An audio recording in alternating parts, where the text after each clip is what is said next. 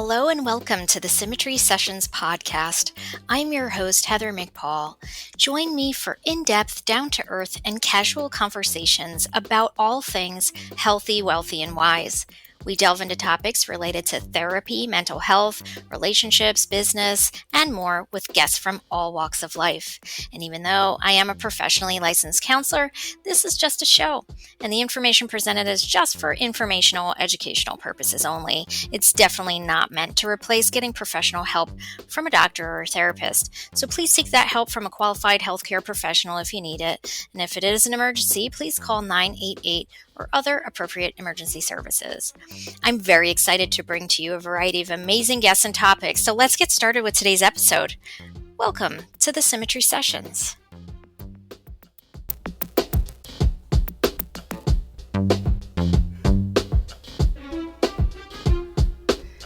Joining me here today once again is Susanna Morse, longtime best friend and co-creator of, what did we call that country that we invented?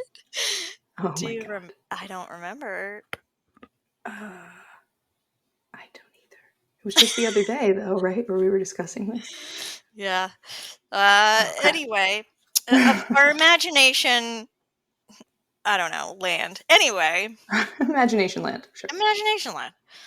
And on that topic, we're here to discuss something that we discussed back in episode 14 about lasting relationships, or lasting friendships, rather. Susanna, you said, whimsy is necessary for life. I strongly believe that. Yeah. Play and fun are necessary. I'm not sure that I'm the best at following my own guidelines, but I fully believe it. And that's why I wanted to talk about it, because I feel like you get to a certain age, you get into a certain stage of adulthood, and we lose the ability to prioritize whimsy and play and fun. Well, whimsy and play for sure, or creativity. And, it's hard to get adults to integrate that back into their lives, but it was such an important part of our lives when we were younger. Yeah, I feel like I used to, well, I still believe in what I refer to as selective adulting. I feel like the discussion of the term adulting has become very cliche, and but being an adult doesn't mean you always have to be an adult. There are things where you have to do your taxes. That's not fun. You have to do, if you have kids, you have to take care of your children. They need food. But that doesn't mean that there aren't periods of time where you can choose to not adult. And that's where the fun and play come into it. Yeah. Why is it important to have that as an adult, do you think? It's an escape. I think life can be hard. Life is kind of always hard. Nobody ever said it would be easy, but you need a point where you can separate from how serious everything can be. Mm-hmm. And to our discussion back in episode 14, I think embracing that as kids got us through really difficult times. And I don't know why that needs to stop. Well, it's really hard to, I think, because we're such a busy culture, and that there's so much emphasis put on being busy, as a badge of honor. And growing up. Yeah. Be the mature one. Act mature. People want to act older than their age, not younger than their age. It's, a drive to get to 21 so that you can start drinking legally. There are all these maturity-based milestones that we've created in society that make it so you're not supposed to keep playing. You're not supposed to keep having fun. You're supposed to do the important things that adults do. And actually, I think in a lot of ways, some of those requirements and milestones we put in place it's not possible for people to succeed the way that society expects them to. Um, if you can drive when you're 17 or 16, I think you can get your junior license. 16, 17, I think it like differs to state, but anyway. that's scary. That's terrifying. The fact that there are 16, 17-year-olds driving around. Those are, Hell, think death about this. machines. There are 18-year-olds, with machine guns Going serving into our the country. military. Yeah, That's right. But they can't have a drink. they do. Be- Trust me. because that's beside the point. Yeah. Society is saying that they are not mature enough to drink, but they are mature enough to die for their country Yeah. and hold extraordinarily dangerous weapons. Mm-hmm. So, but yeah, that you have to have a certain amount of you don't want to be playing when you're holding a machine gun. That's that's not where the whimsy and play come into things. That's not where we want No. it. No. Yeah. Yeah, absolutely. That's how we all get in trouble and have to listen to somebody. What do they call it? I forget. Oh man, I forget. Anyway, yeah. Words. So the messages we got as kids, though, I think sometimes contribute to that. Not just the milestones, but if you grew up with messages like children are to be seen and not heard, um, there are a lot of messages that I think that squash creativity when we're little, and then that becomes less accessible as we get older. Well, I definitely think that like how parenting has a lot to do with it. Now, when I was a kid, I absolutely hated this, but my mom definitely she had whimsy. So I think you probably remember being at my house and all of a sudden she was there doing something completely absurd and embarrassing and ridiculous and something I hated that she was doing, but it was funny. Everybody else thought it was funny. And she had that lighthearted, whimsical thing. And I think when your family has some of that, it just makes it easier to embrace. Mm. Or just having a safe place to Yeah. do that where it's Yeah. encouraged. Or yeah, some of my memories of being at my grandparents' house were me talking in a made-up language and my grandmother just responding like she knew what I was saying. That's awesome. Maybe that's what started my love affair with language. I don't know. But yeah, instead of having it minimized. And it's interesting. Years ago, somebody bought me, and I'll put the link to this in my show notes. Julia Cameron's The Artist's Way, and if you haven't read that book, it's phenomenal, and it's almost like a step program to reconnecting with your creativity. And it's not just for artists, like painting artists. It's for anybody who just wants to be creative in anything they do. And it's sort of this step-by-step process of like regaining that part of you. And one of the things is it goes through like writing a letter to somebody who squashed your creativity when you were little. You mail it to yourself. Writing a letter to somebody who boosted that, encouraged that about you. And there's just so many interesting places your mind goes when you think of that. I did the program, and I wrote a letter to, well, not to her, I mailed it to myself, but it was to my third grade teacher, Mrs. Henderson. I'll never forget her. She yelled at me for not coloring in the same direction. But it's shit like that you can understand why kids are like, well, fuck it. I'm not doing this anymore. You made it not fun. And I Well, think part of or they go But too far in the other direction and they follow all the rules and they get really anxious and obsessive about doing things right. right. And And I that think just encourages, anxiety disorders. Right. I think the biggest part of whimsy is that there are no rules, right? You go in your own direction. And I think part of the format of this podcast, going in those rabbit holes, is part of keeping whimsy in it, right? Because you never know what's going to go. And it doesn't matter. It doesn't matter where it goes. That's right. It does not matter. Part of that is also just letting your brain do what it wants to do in moments that you don't necessarily expect. Like, so if you and I go on a walk, half of what we're talking about is the ridiculous looking trees and all the whims trees. My whims tree. The whims trees. You bought a whims tree, right? I did. Yeah, And for that's so people exciting. who don't know, this is a term that we made up for, it's a blue cedar, a weeping cedar atlas tree. I think that's the order of the name. There are a couple different styles, but yeah. There are. And they remind me of Dr. Seuss. They're just weird. And they go in crazy ass directions, and they're curly and droopy. And so we thought, this tree has whimsy, so we're going to call it the whims It's a whims tree. That's right. Whims trees.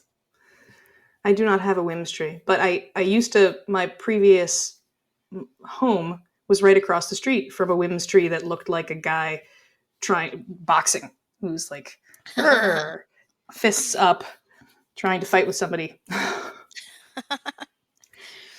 They're awesome, whims trees. Should we go back and explain what I was? Again, this goes whichever direction it goes. Right, sure. The country, the tape, the infamous tape. Oh yes, go right ahead. How old? Which I have not located, but I do have a box of old tapes. So okay, well now you have a player. We're gonna find it. That's I really was hoping you'd find it so I could put stupid little clips in between. It's never too late. When are we? How old were we? Do you think? Early teens. So like 13, 14. Yeah. Yeah. So I don't know how it started, but we made a tape of telling a story. So at the time we did it a couple times where we had blank tapes and we had a tape recorder and we just started recording ourselves. Now this was extensive internet access. So yes. Kids had to have a lot more imagination. So we did all kinds of weird stuff. So we started recording ourselves. I know that I have a couple, we used to do weird recordings on people's birthdays, and like whether they were with us or not, we'd call them and it would all be recorded, like mixtapes and stuff like that incorporated voices. But I don't know why we were recording ourselves in this case, because it starts just us talking about nothing. Yeah, but then... And then you started your story. Yeah, we created a story. It was like improv. It was. Storytelling, and one person would start, the other person would add, and it was a lot of fun. And so we still to this day have a lot of inside jokes relating to things that we said. After all these years, we remember what we said, some things in what we said. Why do you think that tape is so a part of our lives still?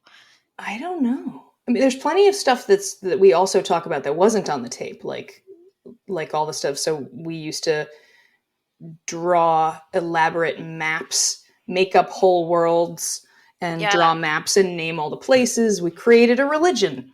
And with Susannaism is what it was. Yeah. So as I was just going through my parents' old storage unit, I found a whole bunch of stuff, including a box of old audio tapes and a scroll of explaining the guidelines of Susannaism.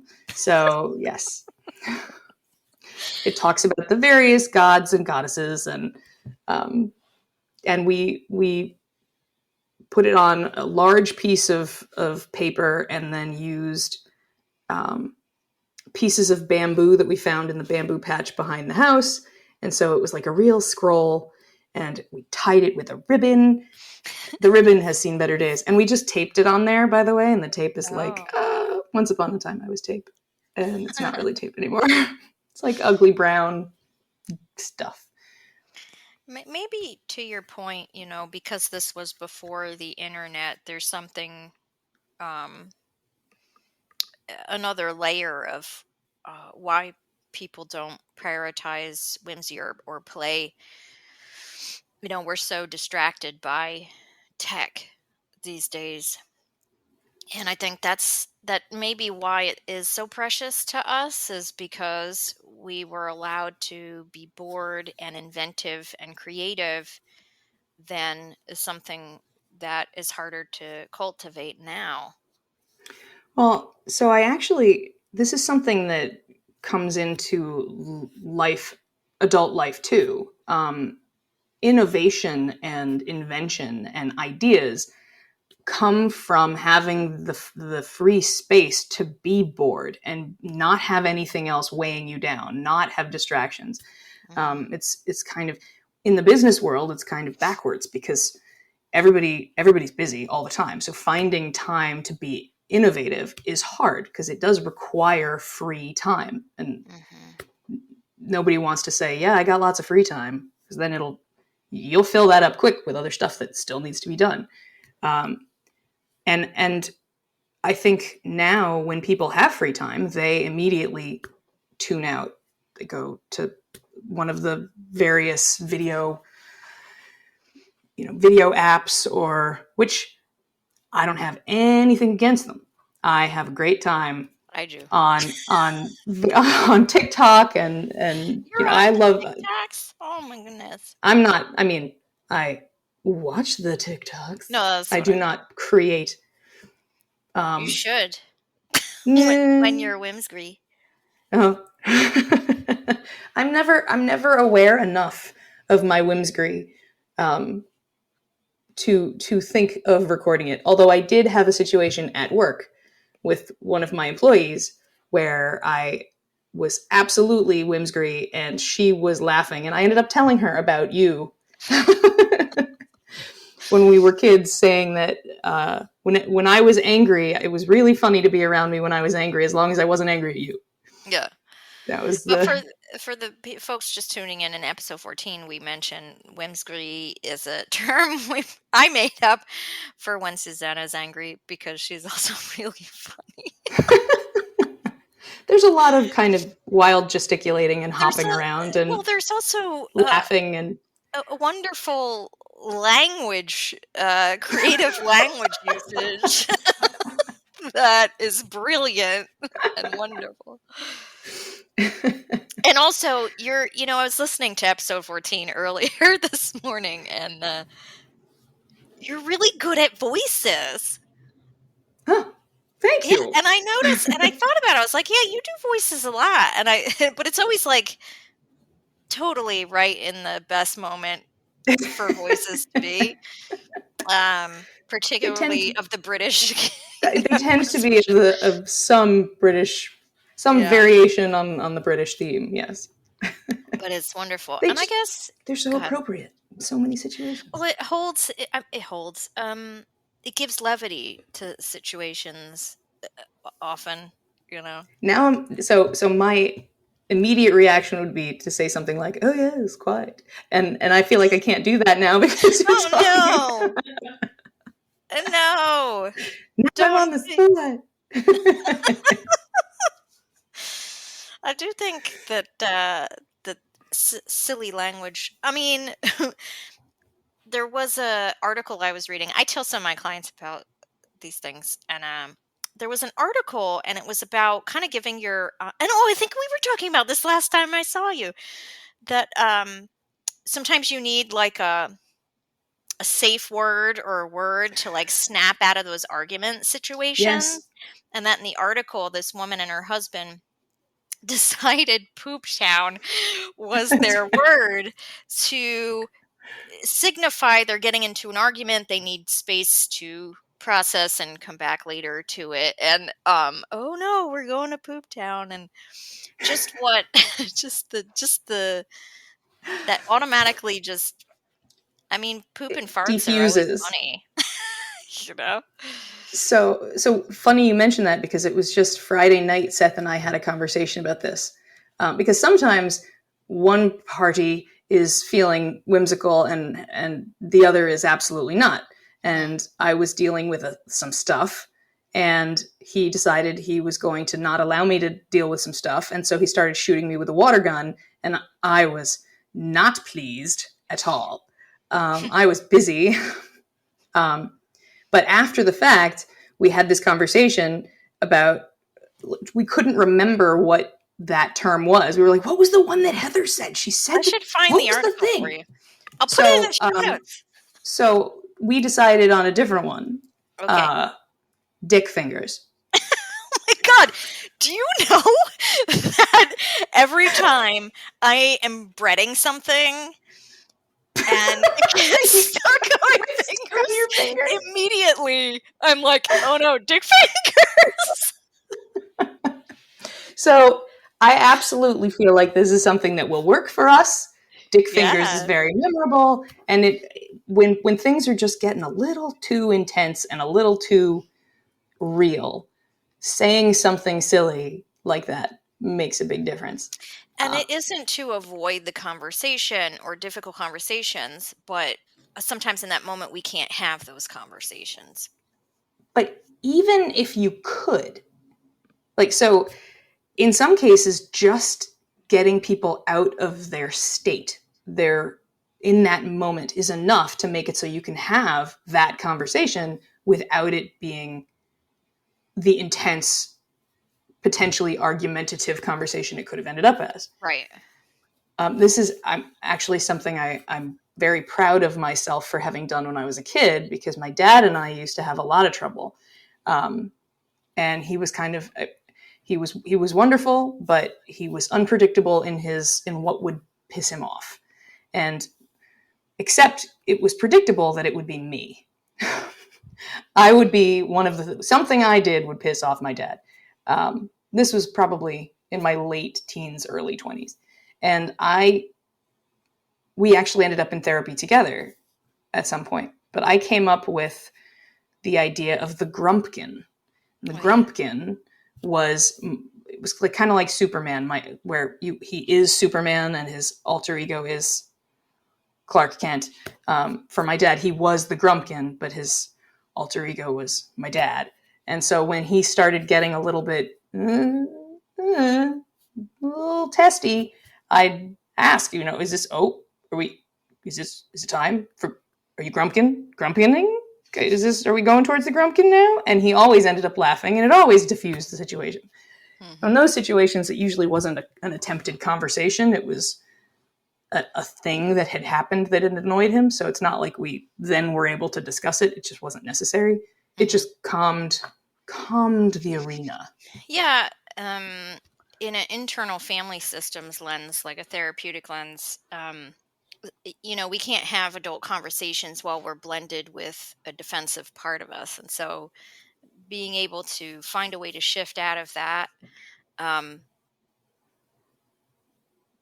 we'll observe it, first of all, that we're in it, and then sort of shift out of it in order to communicate or relate to someone is important. You reminded me of something. What was it? I don't know. I'm stuck on dick fingers. Nobody wants to be stuck on dick fingers. That's just not healthy. I think I'm going to have an excellent ab workout by the end of this. In a previous episode, 2 episodes ago, I was talking to Stu Lind about music therapy, and I was telling him a story about how instead of having a word like that, Keith and I, when we went to Aruba, we bought maracas to angrily shake. we discovered the amazingness of using an instrument like a maraca to shift, because it's really hard to angrily shake a maraca and stay angry. It's also hard to look at somebody who is shaking a maraca angrily and not laugh. So it's both sides. Yeah, it's good stuff. So And even when we're not mad at each other, one day I came home and I was kind of stuck in that part of, being annoyed or frustrated or whatever. And he was like, "Do you need a maraca?" It's like, yes, I do. I need all the maracas. Bring me the maracas. What do you think would help adults kind of prioritize whimsy? Busy adults. I feel like if I knew the answer to that, my life would be very different. Well, just because you know something doesn't mean you do it. Right. Absolutely. It's 100% the case. Especially, I feel like parents, because I have a lot of clients that are parents, and they come in and they're like, "I don't have time for that. I'm Right. a parent. I ain't got time for that." Well, you hear the same stuff. That it's the same argument for people who want to start exercising. Mm. They don't have time, or they want to start therapy, or they're thinking about therapy. They don't have time. If you looked at, in most cases, not every case, if you looked at your day, there's always time. It's just, what are you doing with it? And especially if you are overly stressed and overworked, the time that you have that you could potentially do one of those things, you don't want to do anything. You want to shut off, you want to zone out, you want to watch TV or whatever. But it's a vicious cycle. It is, because going to, like, starting to exercise, and I don't mean, go start daily CrossFit training. I mean, go for a walk, like anything. Body Walking movement. has made a huge difference for me. But that kind of thing reduces your stress, and therefore makes it so you actually have more time, not less time, because Yeah. you're not as, your brain isn't as busy with all the potentially toxic stuff, that the negativity and the Yeah, I mean, I work. feel like sometimes when I do EMDR therapy with people, sometimes it's difficult to transition out of that into real life. And so, sometimes we do grounding techniques or whatever. And sometimes I'm like, let's just tell jokes, because I feel like laughter moves that stale energy out of the body and makes more room for other things. In sort of the same way that Julia Cameron's The Artist's Way, one of the things she talks about is something called morning pages, where every morning you just dump on 3 pages everything in your head. And it actually creates room for more creative, calm, thoughts, because you already sort of acknowledged and dumped all the negative bullshit. And it really does work. But to your point earlier, it's hard for people to, what's the word? Reconcile? Is that the word? Like, or validate that time spent on themselves, not just on something like this. Yeah, so that going down the path of self-care, I don't think I don't think we're trained to do that at Yeah. all. I think for women especially, it's really difficult. Um, it's easy to see when other people need to do it. It's easy to tell other people they need to take more time for themselves.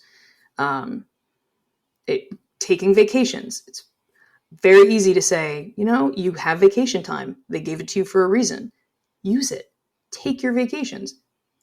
I don't take my vacations. Take I'm a your terrible vacation. hypocrite. I need to take my vacations, but I'm too stressed about not being around. Well, that goes to a whole different thing. That idea of the world will fall apart if you're not holding on to the reins as tight as possible, which is, it's an illusion. It's not. Yeah. If you took a day, odds are the world wouldn't collapse. Can't be 100% sure. Maybe 98.37%. But I think adding whimsy to your life doesn't have to be a huge chunk of time like a It doesn't. vacation would. No, that's kind of my point. It could be you're walking down the street and you see a funny tree. There you go. That's allowing your brain to look at something and be like, wow, that thing looks ridiculous, or whatever. Just allowing your head Or to do that. giving your dogs voices. Or there you go. So I went on a search. I think there is a, I put googly eyes on like everything. I'm the one.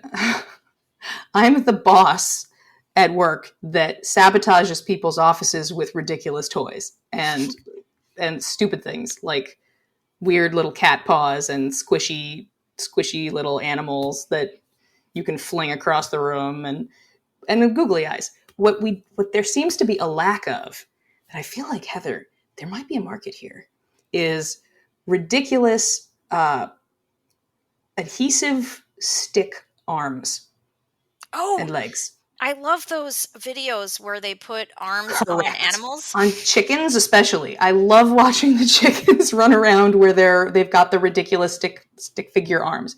And at the very least, I feel like they could make this for fruit, like with a little pokey end. Did you You ever could give watch? your apples arms and I send them to school with your children. I asked you this Just a long time ago, but did you ever watch that show, Miranda? not only with you. I don't think We we ever watched it. watched it together. We did. We watched it for a while. Did we? Yes, it was at one of your visits we started watching, but I did not watch past that point. Did you? Seth hated it. Really? But It's so well, funny. yeah, but But he doesn't appreciate the British humor. So well, she puts faces on all of her fruit, and it's fantastic. so I think that's amazing. That's wonderful. And simple and silly and easy.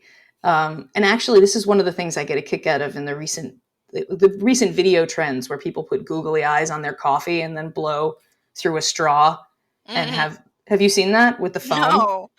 Oh boy, it's really funny. If you've got like a cappuccino, you put googly eyes on it and then you blow through a straw and it makes a hole and then somebody screams or puts a like type of sound with it. I'll have to send you some links to this. It's very entertaining. That is a perfect way to be whimsical and like ridiculous and in 10 seconds of time. Well, I think I told you, and many of my clients have heard me go on about the marshmallow girl. Is a video that went viral a year or two ago.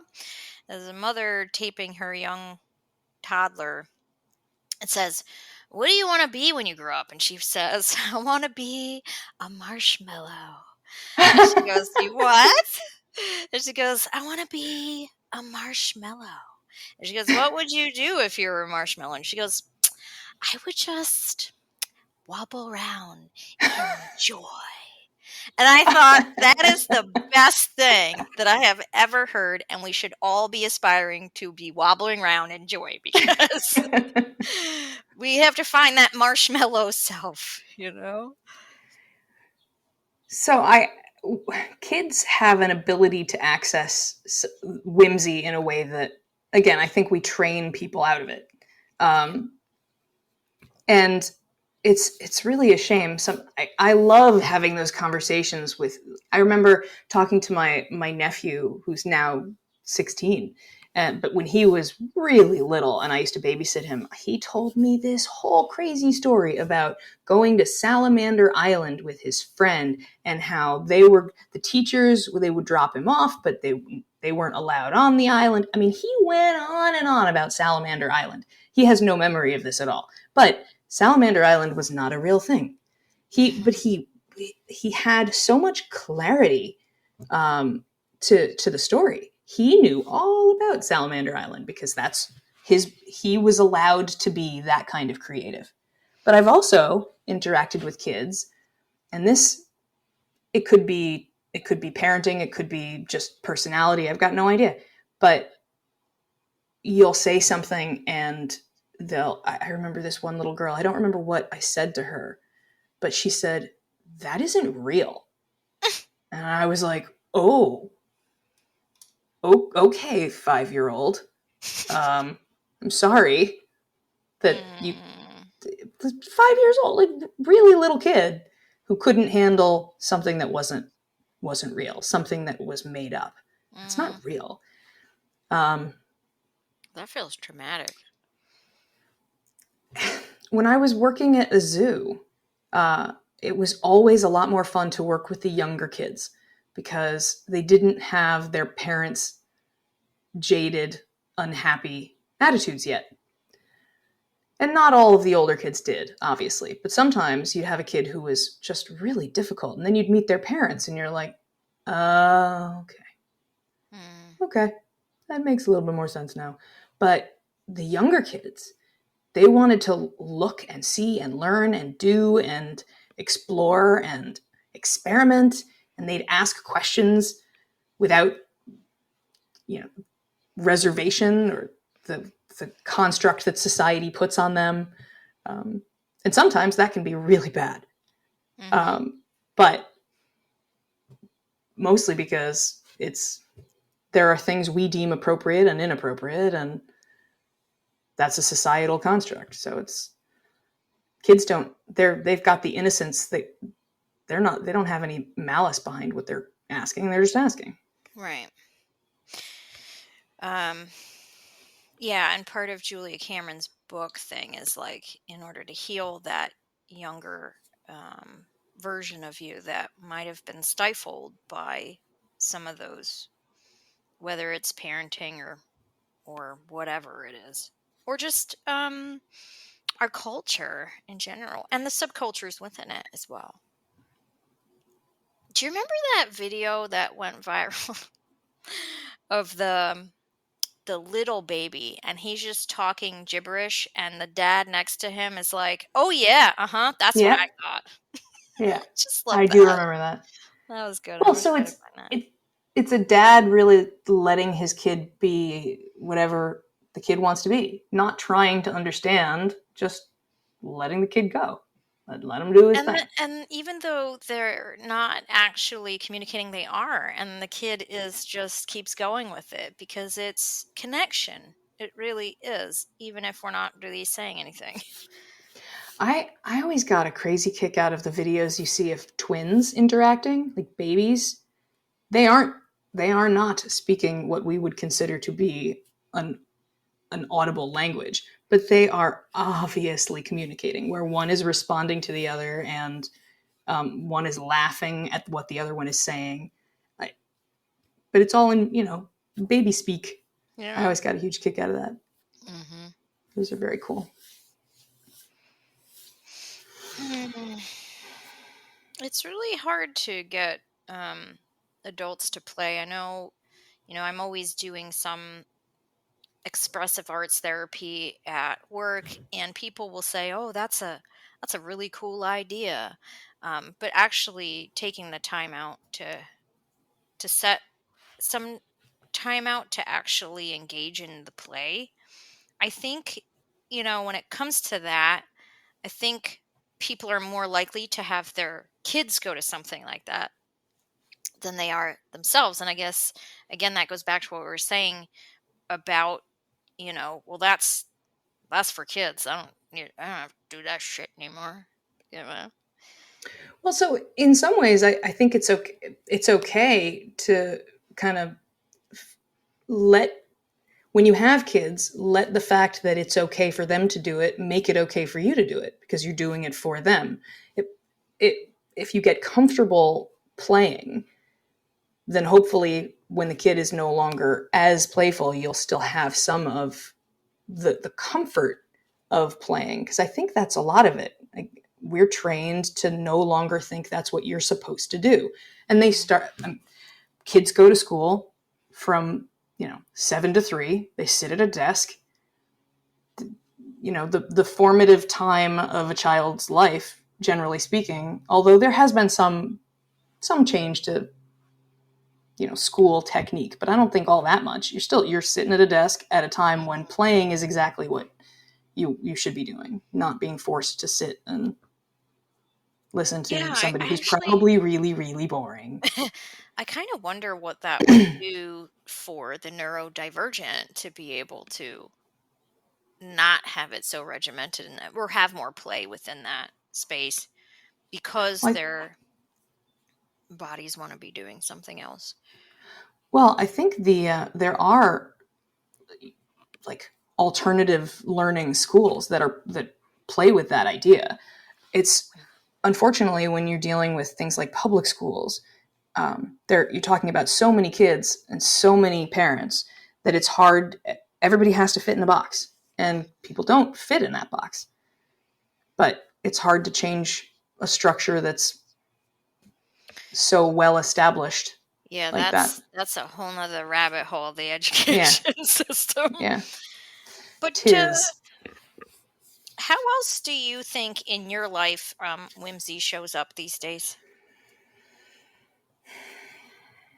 Oh, your You know, brother's bachelor party was an well, that was a excellent. great excuse. That was a great excuse. Well, but it was a one-off, right? It was like a one-time. I had to come up with a bunch of really ridiculous things. So Can what? you do When? you want to share?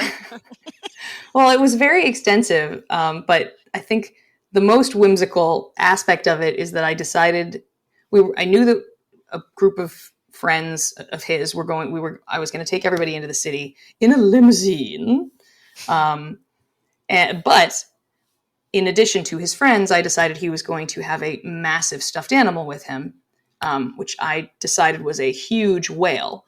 And I named her Chlamydia. And I made her a name tag that said, "Hi, my name is Chlamydia." And it was in like a plastic, name tag cover. And it was clipped onto Chlamydia. And he had to carry Chlamydia everywhere we went all day through the city. And if he needed somebody else to carry, if he needed his arms for something else, because this is a huge whale, this is like it's got to be 5 feet long at least. She's a chonky whale. She's cool. She's awesome. But he had to give chlamydia to his friends and say the words, here is chlamydia. Can you please take chlamydia? You now have chlamydia. Like, this had to be part of, and I have no idea why this came up. I have no idea how, but it was a conversation Seth and I had. I decided the stuffed animal thing, and then all of a sudden I said, and she will be named Chlamydia. Why? No clue. It was just a thing.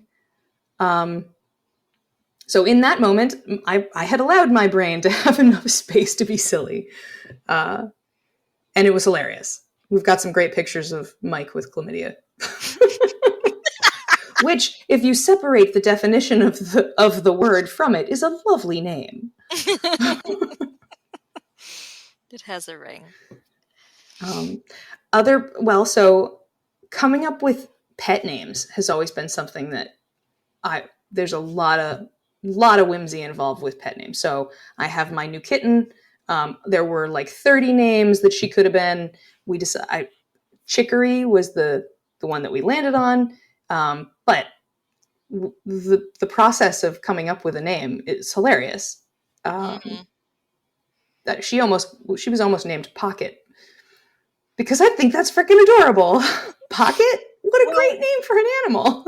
In episode 14, we were talking about, and by the way, you obviously knew that your brother could handle that level of whimsy. Correct. My brother is very whimsically inclined, and we are very, very close. So yes, it was somebody who I was well aware would be able to handle a whale named Chlamydia. The embarrassment of it, because it can be that, you got to be careful with how embarrassed people will get. Sure. Yeah, that's not the point of whimsy at all. But in episode 14, we talked about how he named your fig tree Parsnip. Yeah, that's correct. So there is something about names, particularly. Yeah. Well, and so I've had a whole bunch of cats, and I had a cat. I still have my 20-year-old cat. His name is Lemming.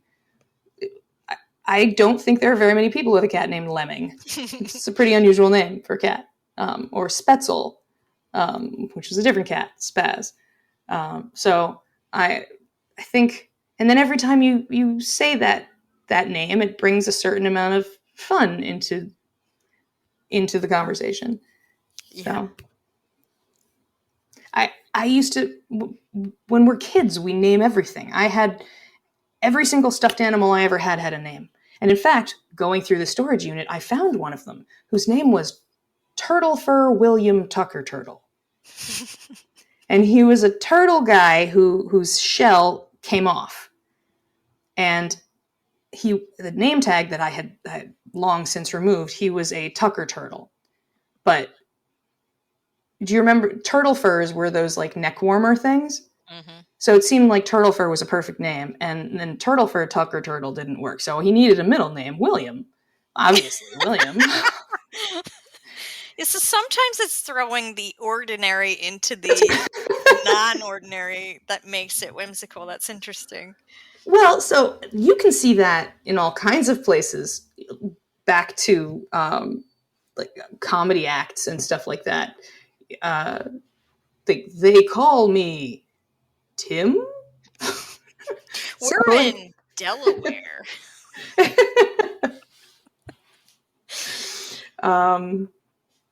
Yeah, so sometimes the ordinary is because it's doesn't fit in the moment. Yeah, maybe that's the reason people name their cars. Like that's a way for the stuffed animal naming thing to continue into adult lives. Because my husband, Keith was very adamant that he did not want to name his car, and I'm like, "But you have to! Come on!" I don't know why, but I feel like it's important. So it's funny because as I already mentioned, my mom had a lot of whimsy, but she was a big believer in not naming inanimate objects. Mm. So or over personifying. My car, my first car, which I had inherited from my grandfather, she was definitely a she, and she had a lot of personality. And I used to have conversations with my mom about this, and she's like, "Listen, she's a car. It's a car. Not supposed to have a personality."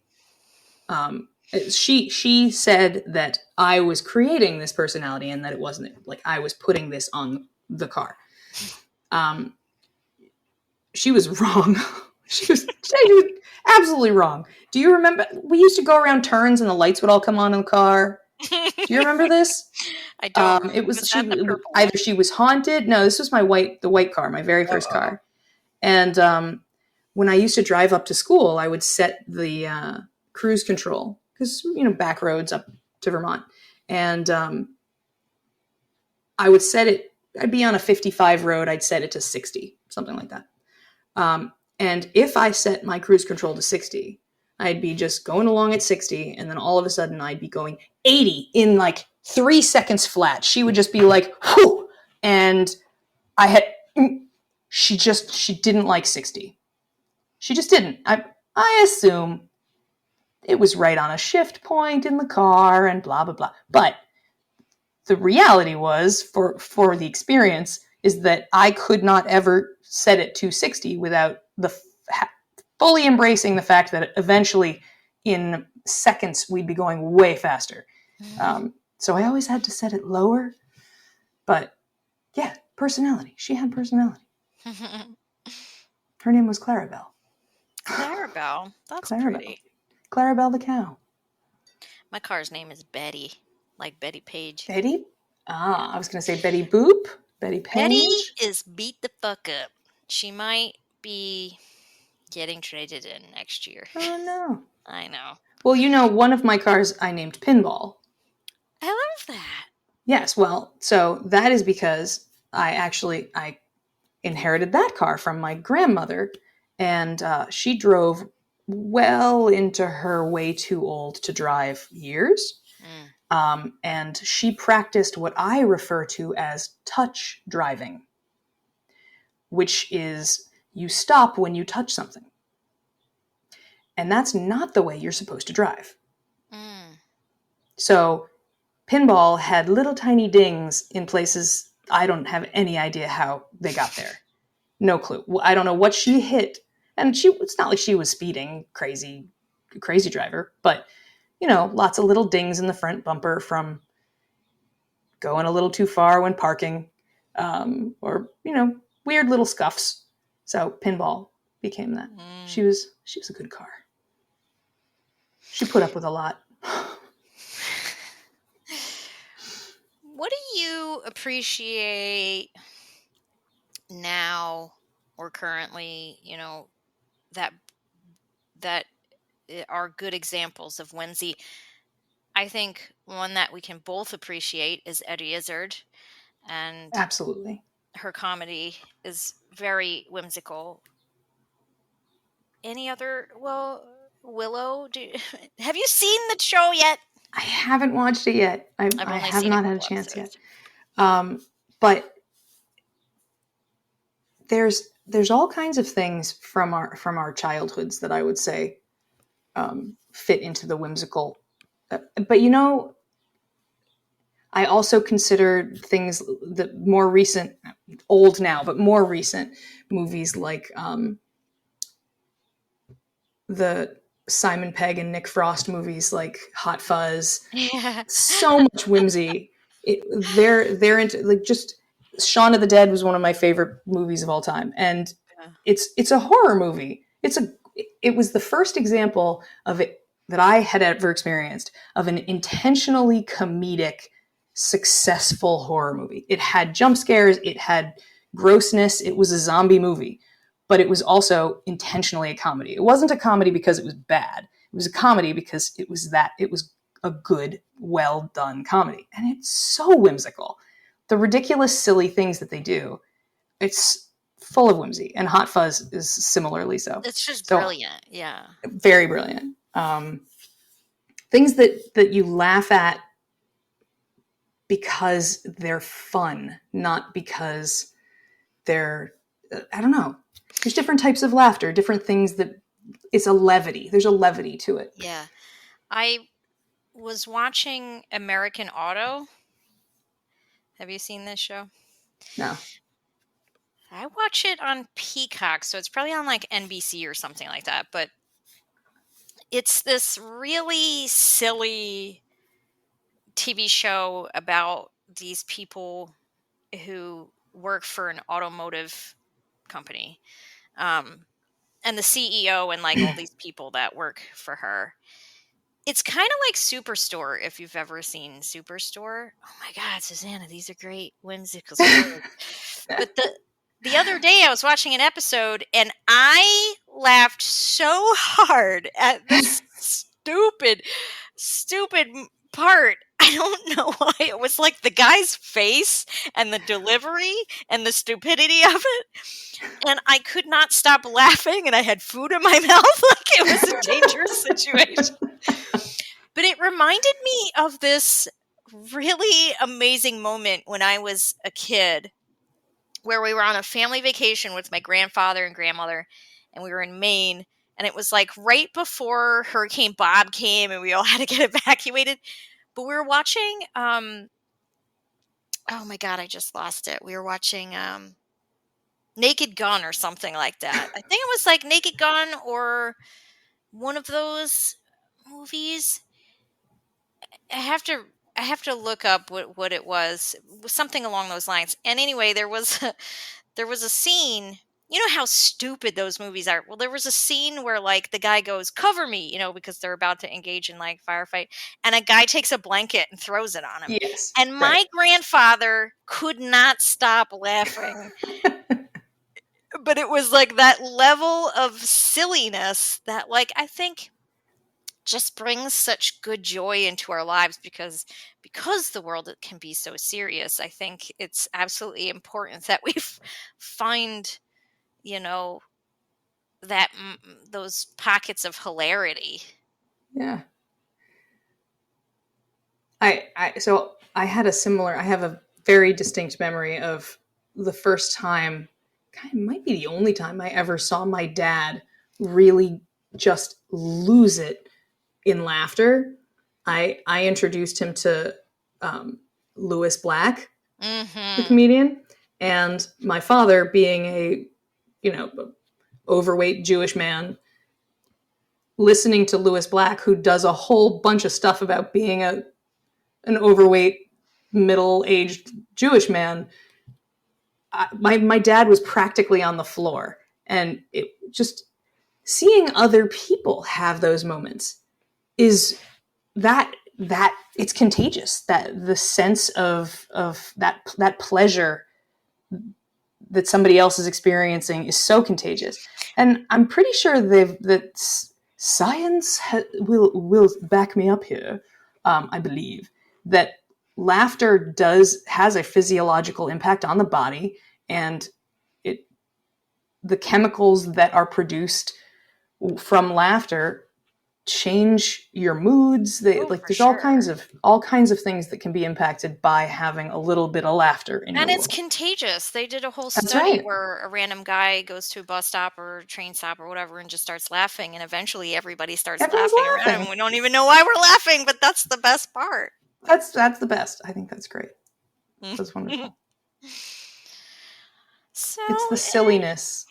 As opposed to, so there's the light laughter and the light fun, and then there are comedies that I cannot watch because it's all about humiliation and discomfort, and like there's just that's why I don't like The Office. tragicness. It's like it's awkward and makes me feel awkward. I don't like it. I was able to get past The Office. That one I'm able to appreciate, but when everybody was ranting and raving about how wonderful Bridesmaids was, I could not. I just could not. I just don't. I don't feel it. I don't feel it. American Pie. That was the other one. Yeah, not a fan. Which at the time I was like, if every single copy suddenly spontaneously combusted, I'd be totally cool with that. I hated that movie because it was like tragically funny. It was at someone's expense. That just makes me really uncomfortable. Yeah. Anyway, you know what kind else? of different. What? You know what I just thought of?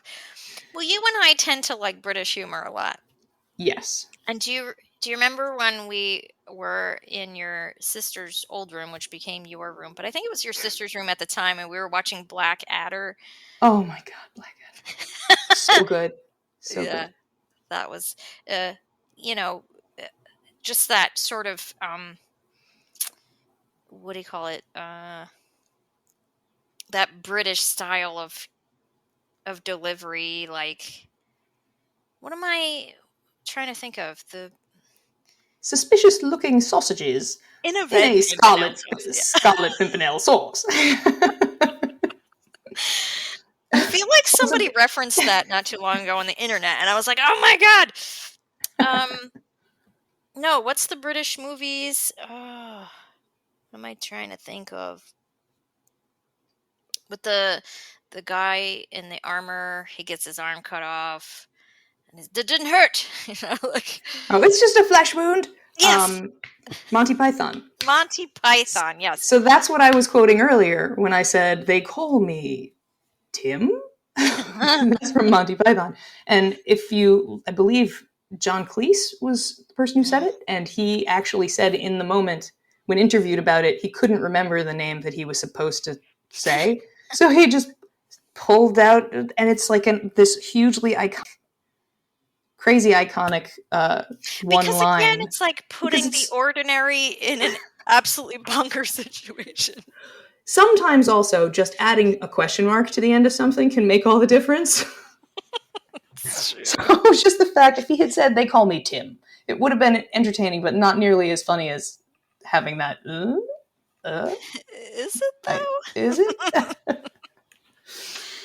Oh my goodness. I'm going to put this in the show notes too.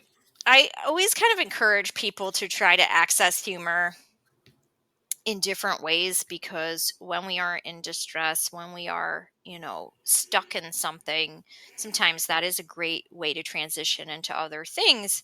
And I used to have a Pinterest board, which I still do, but I had to create a new Pinterest account, so I lost a lot of the things that used to be in there. I know, long story. Anyway.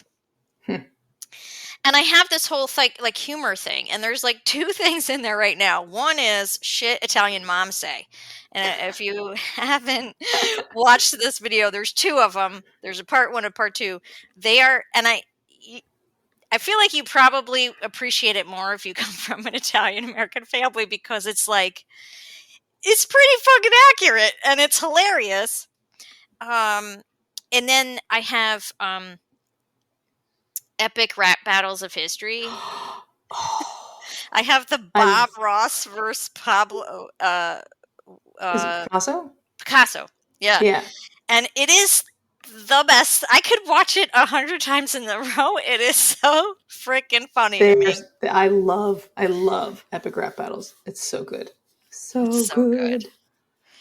And I made that board because I feel like, oh, that'd be a good place to go if I'm feeling like having a shitty day, to go watch something that is timeless, will always make me laugh, or at least put a smile on my face no matter what. And I feel like, just like laughter, whimsy in general can be contagious. And yeah. So, and whimsy doesn't have to mean laughter. It just has, Right. it's a lightness. So Bob Ross is actually, I think, a fascinating example. Because he's someone, he was in the Air Force. He is not someone who you would expect to have become this painter of light and whimsy, like this lighthearted. He didn't paint darkness and deep stuff. It was always super lighthearted, and that was his way of finding whimsy in his life. Like, yeah, he actually hated being a drill instructor, and on his breaks would go paint. It's remarkable that he would have ended up a drill instructor. I know. Like, that's amazing to me. But yeah. So I wrote down a lot of things to put in the show notes that are examples for people to go watch and laugh at. Do you have any additions?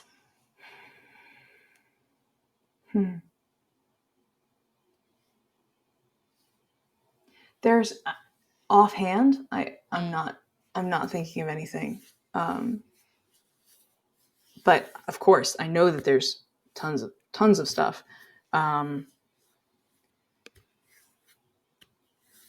There used to be, I think this went inactive ages and ages and ages ago, and it's something that I used to go to when I was in college.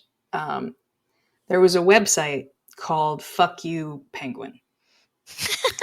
And this website was, all it did is it found these extraordinarily adorable pictures of penguins and other adorable animals. And then it was like a rant of how dare you be this obnoxiously, terribly, catastrophically adorable. Like, how could you do this? Get a job, you penguin. Like, it just, and it's, that used to be one of my, it sounds negative, but it really wasn't. It was such a funny, it was whimsy. It was a really good example of, you're angry at something and you're not angry. It's just a ridiculous thing you're ranting about, and you're hilarious and silly when you're doing it. And that was like my go-to for a little bit of levity when I was in college. Fuck you, penguin. Well, that's great. Well, thank you so much for joining me and talking about the whimsy in our lives. And or not the whimsy. The whimsy that I'm constantly trying to access and get more of in my world. It's always a process, right? Yeah. Always a practice. And it's easier for some than others too. Sure. But regardless, it is necessary for life. I completely agree. Well, those are your words, so I would hope so. Necessary for life. Okay. Yes, I said those things. So you are agreeing with me. Yes. Indeed. Indeed. All right, Susanna. This is your podcast. I don't know how these things end. Well, okay, bye. Bye.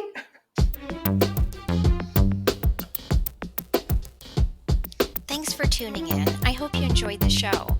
If you're interested in connecting with Heather, please see the show notes for that info. If you'd like to be a guest on the Symmetry Sessions, the link to send us your request is also in the show notes. If you enjoyed the show and you'd like to show some support, buy me a coffee at www.buymeacoffee.com/symmetrysesh. SYMMETRYSESH.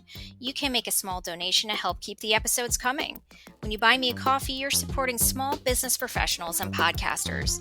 Every donation helps me to get better podcasting equipment and network to find new and interesting guests.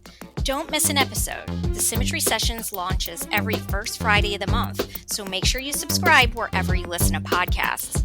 Until next time.